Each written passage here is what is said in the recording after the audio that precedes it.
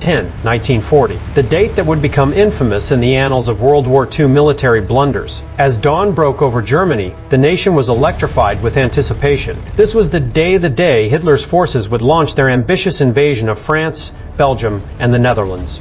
The machinery of the Third Reich hummed with precision, or so it seemed.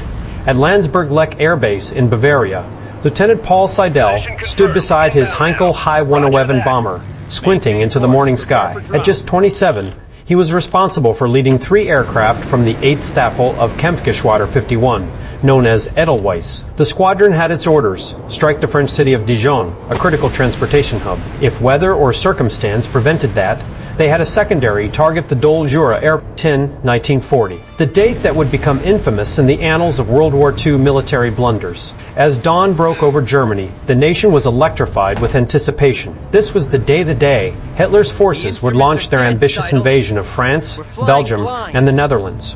The machinery of the Third Reich hummed with precision, or so it seemed. At Landsberg-Lech Air Base in Bavaria, Lieutenant Paul Seidel stood beside his Heinkel He-11-1 bomber, squinting into the morning sky. At just 27, he was responsible for leading 3 aircraft from the 8th Staffel of Kampfgeschwader 51, known as Edelweiss. The squadron had its orders: strike the French city of Dijon, a critical transportation hub. If weather or circumstance prevented that, they had a secondary target the Dole Jura airport, also deep in French territory. Inside the cramped cockpit of the lead aircraft, Lieutenant Cloud showed no sign of braking. Minutes ticked by, then an hour. By all calculations, they should have crossed the Rhine-Riverte, natural border between Germany and France by now. But had they? Without visual confirmation, there was no way to be certain. The navigator, hunched over his maps in the dim interior of the aircraft, tried desperately to calculate their position. Wind speed and direction, airspeed, time elapsed. All the variables had to be factored in. But winds at altitude were unpredictable, and even small errors compounded rapidly. A miscalculation of just a few degrees could put them miles off course. Finally, after what seemed an eternity, breaks appeared in the cloud cover. The crews caught glimpses of a city below a substantial urban area nestled in a river valley, surrounded by rolling hills. Relief flooded through the cockpits. Crews strained to identify landmarks. There was a river, yes, buildings, streets, a railway station, all consistent with a French city. In the absence of certainty, the human mind seeks confirmation of what it wants to believe. The crews were convinced they were looking at either Dijon or possibly Colmar, both French cities. The mission could proceed. What Lieutenant Seidel and his crews didn't realize was that they had never crossed the Rhine at all. Disoriented by the clouds and blown off course by winds they couldn't measure, they had actually turned back into Germany. The city below them wasn't in France. It was Freiburg im Breisgau, a beautiful medieval university town barely 20 miles from 3:59 p.m., Lieutenant Seidel gave the order. The bomb bay doors opened. One by one, 69 bombs tumbled from the bellies of the 3 Heinkel bombers. On the ground in Freiburg, the afternoon had been peaceful. Citizens went about their daily business, secure in the knowledge that they were far from any combat zone. Some noticed the aircraft overhead, but there was no alarm. After all, these were clearly German planes. The distinctive silhouette of the Heinkel He-11 was unmistakable to anyone who had seen Luftwaffe aircraft before. At the Hilde Tower observation post on the Lorettoberg Hill, air raid watchers observed the planes with professional interest. They noted the German markings. They tracked the aircraft's path, and they realized, with growing too late, the air raid sirens only began to wail after the first bombs had already begun to fall. The explosions tore through the heart of Freiburg. 11 bombs struck the railway station directly, obliterating the structure and killing railway workers and travelers. The blast shattered windows across the city center. Buildings collapsed into rubble. Fires erupted as gas lines ruptured. But the most heartbreaking devastation occurred at the Hilde playground, a small park where children had been playing on this pleasant May afternoon. 2 bombs landed directly on the playground. 20 children were killed instantly, their young lives snuffed out in a fraction of a second. Mothers who had been watching their children play were among the dead. The playground, moments before filled with laughter.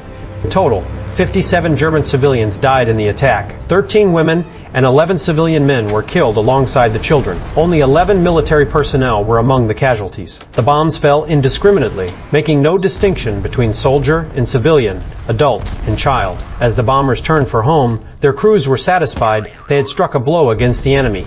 They had no idea of the catastrophe they had just unleashed.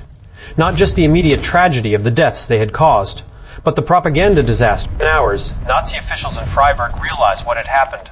The evidence was impossible to deny bomb fragments. The timing, the eyewitness accounts from the air raid observers who had identified the aircraft as German.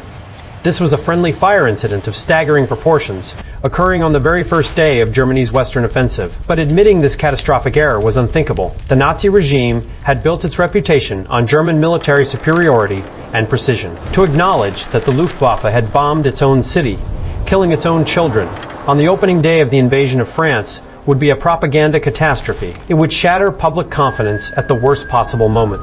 The decision was made at the highest levels. The truth would be buried. The bombing would be blamed on the Alliés, the French or British air forces. A narrative was quickly constructed and disseminated through. The next day, May 11, 1940, the Freiburger Zeitung newspaper published its account of the tragedy. The headline screamed of a cowardly, treacherous attack. The article described it as a sneaky, cowardly air raid against all laws of humanity and international law carried out by enemy aircraft. 24 civilians. The newspaper reported the death toll would rise to 57 as more victims succumbed to their injuries, had been murdered by Allied bombers striking at a defenseless, peaceful university town with no military significance. The Nazi propaganda apparatus swung into full gear. The UFA Weekly Review, Germany's official newsreel shown in cinemas across the nation and distributed to friendly and neutral countries worldwide, featured the Freiburg bombing prominently in its issue number 506, released on May 15th. The footage was powerful. Destroyed buildings, the shattered playground where children had died. The narration condemned the brutal and ruthless air raid on an unfortified German city. The funerals, held 4 days after the attack, became a massive propaganda spectacle. Cameras captured every moment the tiny coffins of the children, the weeping mothers, the solemn processions through Freiburg's medieval streets. The images were distributed far and wide, generating international sympathy and outrage. The German Foreign Ministry issued stern warnings to Britain and France. Any further attacks on German civilian populations, they declared, would be met with retaliation at a ratio of 5 to 1. For every German city bombed, 5 Allied cities would face destruction. This threat would echo throughout the coming months and years of the war.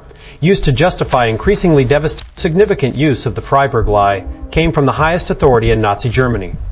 On December 10, 1940, 7 months after the incident, Adolf Hitler himself addressed workers at the Borsig factory in Berlin. In his speech, the Führer pointed to Freiburg as proof of Allied barbarism and as justification for German bombing campaigns against British cities. Winston Churchill, Hitler declared, started this war against civilians with terrorist attacks on the German people, bombing the peaceful city of Freiburg. The audience roared with anger at this supposed Allied atrocity. None of them knew they were being deceived. The lie had become accepted truth. To understand how such a catastrophic error could occur, we must appreciate the primitive state of aerial navigation in 1940. Modern pilots, accustomed to GPS systems accurate to within meters, would find the navigation challenges of World War II almost incomprehensible. Bomber crews in 1940 relied on a navigation system that had barely evolved since World War I. The primary method was dead reckoning, calculating position based on known starting point, compass heading, airspeed, and elapsed time. But this method assumed you knew wind speed and direction accurately, which you almost never did at altitude. Winds could vary significantly with height and were impossible to measure once airborne. Small errors accumulated rapidly. A compass error of just a few degrees, sustained over an hour of flight, could put a map reading identifying landmarks on the ground and comparing them to map swaths, the other primary navigation method. But this required seeing the ground, which clouds made impossible. Even in clear weather, features could be surprisingly difficult to identify from altitude. Rivers, roads, and towns could look remarkably similar, especially when flying fast and under stress. A report prepared by Churchill's chief scientist, F.A. Lindemann, in 1941 would reveal the shocking truth about RAF Bomber Command's accuracy. After analyzing photographs from 600 bombing missions over Germany, the report found that only 1/3 of crews who claimed to have reached their targets had actually dropped bombs within 5 miles of the intended aim point. 5 miles. This was the level of accuracy achieved by trained crews on deliberate bombing missions. Often faced the same challenges. German crews were no better and no worse at navigation than their British counterparts. Both sides were operating at the limits of human capability with the technology available. Mistakes were inevitable. What made the Freiburg incident particularly tragic was a perfect storm of circumstances. Cloud cover eliminated visual navigation. The crew's determination to complete their mission made them see what they wanted to see when breaks appeared in the clouds. The similarity of Freiburg's layout to French cities in the region led to a fatal misidentification, and the German air defense observer's identification of the aircraft as friendly meant the alarm Freiburg was hardly the only navigation disaster of the war. The skies of World War II were filled with lost, confused, and disoriented bomber crews. Just 3 months after Freiburg, on August 24, 1940, German bombers on a night mission to attack British military targets flew off course. Lost in the darkness over England, the crews dropped their bombs where they thought military targets lay. Instead, they hit central London, killing civilians in their homes. It was an accident, a navigation error, but it had enormous consequences. Winston Churchill immediately ordered retaliation. The RAF bombed Berlin the very next night. German citizens were shocked and outraged. Hermann Göring, commander of the Luftwaffe, had famously boasted that no enemy bomber would ever reach Berlin. Now, Hitler's reaction was volcanic. Enraged by what he saw as British terrorism, he ordered a fundamental change in German strategy. The Luftwaffe shifted its focus from attacking RAF airfields, a strategy that had been bringing Britain to its Nisto bombing, London. This decision, born from a navigation error, may have cost Germany the Battle of Britain. By switching from military to civilian targets, the Luftwaffe gave RAF Fighter Command time to recover. The course of the war turned on that mistaken bombing of London. On March 3, 1945, late in the war, RAF bombers were given orders to destroy V-2 rocket launching facilities hidden in the Haagse forest near The Hague in the Netherlands. But someone had provided the wrong coordinates to the navigational teams. Combined with fog and clouds that obscured visibility, the bombers dropped their payloads not on the forest, but on the densely populated 132 Dutch civilians. Allied citizens, people. The bombers were supposed to be liberating died in the error. 30,000 people were left homeless. Perhaps most bizarrely, British electronic countermeasures designed to jam German navigation beams became so effective that German bomber crews, trained to rely exclusively on these radio guidance systems, became completely lost. Some Luftwaffe bombers, convinced they had returned to their bases in occupied France, actually landed at RAF airfields in England. The shocked German crews, climbing out of their aircraft expecting to see their own comrades, instead found themselves surrounded by British soldiers. Years after the war, the truth about Freiburg remained obscured. The Nazi regime had buried the evidence thoroughly. Many Germans who had lived through the war continued to believe the Allied bombing narrative. The bombing had been real. The deaths had been real.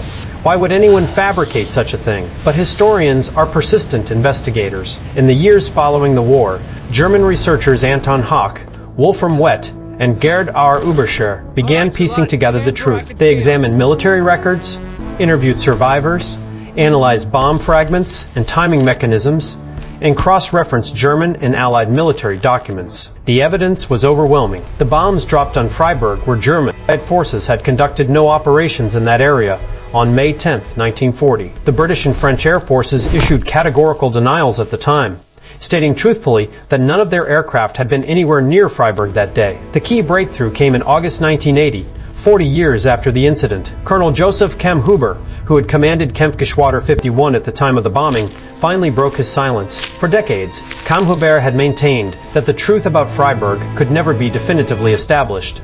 But in a conversation with two military historians, the elderly colonel admitted what he had known all along. The fact that the attack on Freiburg was conducted mistakenly by a Ket of 3rd IKG-51 is evident, Kammhuber stated.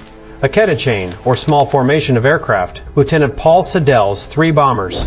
The admission was clear and unambiguous. 45th anniversary of the bombing in 1985. The city of Freiburg finally erected a memorial to the victims. Mayor Rolf Beeme presided over the dedication ceremony at the Hilda Playground, where 20 children had died that May afternoon. The memorial stone bore an inscription that acknowledged the historical truth that German aircraft had bombed their own city, killing German civilians. An earlier temporary memorial, erected on the 40th anniversary, had repeated the Nazi-era claim that Freiburg had been intentionally bombed by the Luftwaffe as part of a false flag operation to justify attacks on Allied cities. This conspiracy theory, promoted by some historians, suggested Hitler had deliberately ordered the bombing of his own. Evidence for this more elaborate conspiracy theory was lacking. The explanation was simpler and more human. Lieutenant Paul Sidell and his crews had gotten lost. They had made a terrible, tragic mistake. The Nazi regime had then cynically exploited that mistake, transforming a military blunder into a propaganda weapon. The children who died at Hilda Playground, their names recorded on the memorial, had been victims twice over. First, of a navigation error and the inexorable physics of falling bombs. Second, of a propaganda machine that used their deaths to justify further violence, to stoke hatred, to perpetuate a war that would consume. Freiburg bombing offers profound lessons about war, technology, propaganda, and human fallibility. First, it demonstrates the critical importance of technology in warfare. The navigation disasters of World War II Freiburg, the accidental bombing of London, the Hague tragedy, and countless others stem directly from technological limitations. Bomber crews were asked to do something that was, given the tools available, nearly impossible: find and accurately attack targets hundreds of miles away, often at night or in bad weather, using only compasses, maps, and eyesight. The urgency these disasters created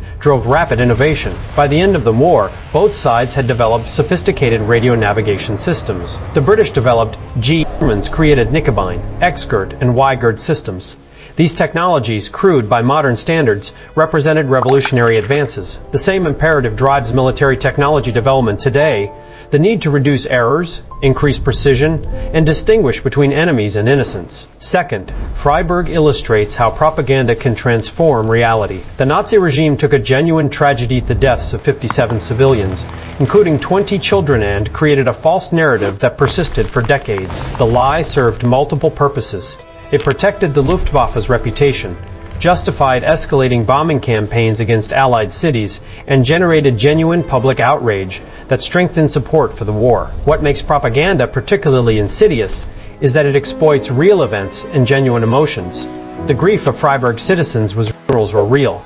Only the explanation of who was responsible was false. This mixing of truth and lies makes propaganda far more effective than pure fabrication. Third, the incident reveals the human tendency to see what we expect to see. Lieutenant Seidel and his crews looked down through breaks in the clouds and saw a French city because that's what they expected to see. Their mission was to bomb a French city.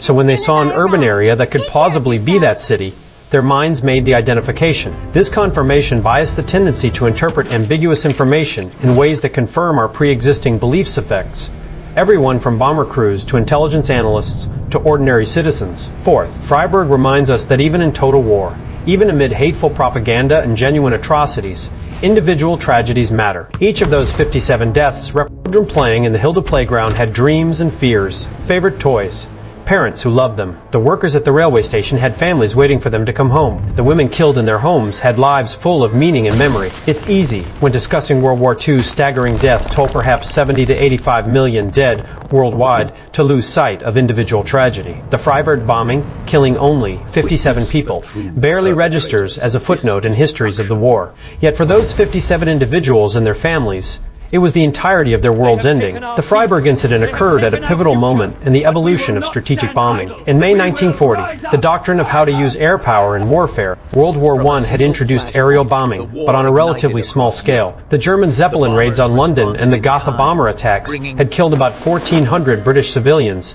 total a tragedy, but nothing compared to what was coming.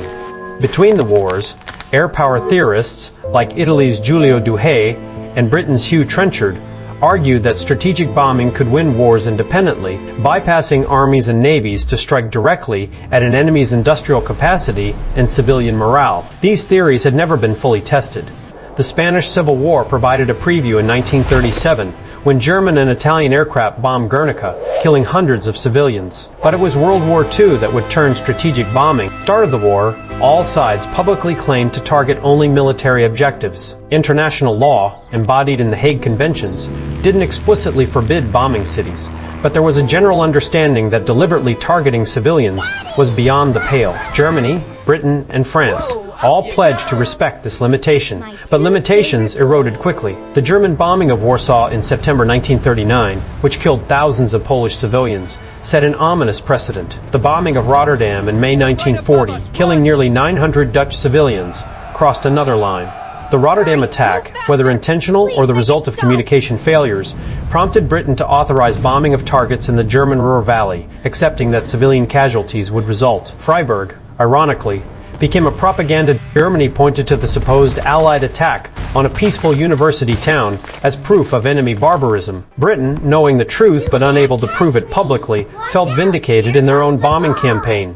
Within months, the original restraints had completely collapsed. By 1942, RAF Bomber Command, under Arthur Bomber, Harris, had explicitly adopted area bombing of German cities. The firebombing of Hamburg in July 1943, Operation Gomorrah, killed approximately 34,000 civilians and destroyed 60% of the city's housing. The firebombing of Dresden in February 1945 killed up to 25,000 people. German cities from Cologne to Berlin to Frankfurt lay in ruins. The United States Army Air Forces maintained, officially, that they practiced precision bombing of military and industrial targets. In reality, the limitations of navigation and bomb-aiming technology meant that America's daylight bombing campaign over Germany in 1943-1945 was enormously costly in aircraft and crews, but did contribute significantly to destroying German industrial capacity. In the Pacific Theater, American firebombing of Japanese cities reached even greater levels of devastation. The firebombing of Tokyo on March 9-10, 1945, killed approximately 100,000 civilians in a single night, more than the immediate death toll from either atomic bomb dropped weeks later.